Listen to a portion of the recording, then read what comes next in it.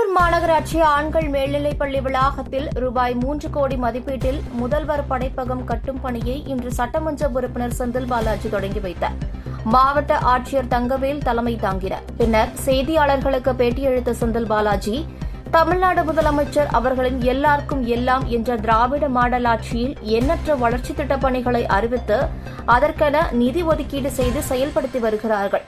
முதல்வர் படைப்பகம் என்றால் ஒரு ஆக்கப்பூர்வமான திட்டம், இந்தியாவிலேயே ஒரு முன்னோடி திட்டமாகும்.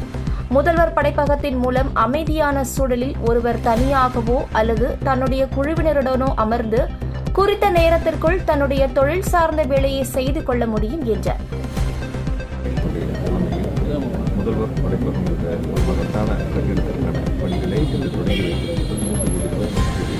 அமையக்கூடிய இந்த கட்டிடம் என்பது போட்டித் தேர்வுக்கு தயாராக செய்வதற்கு ஒரு வரப்பிரசாதமாக இது அமைய உள்ளது.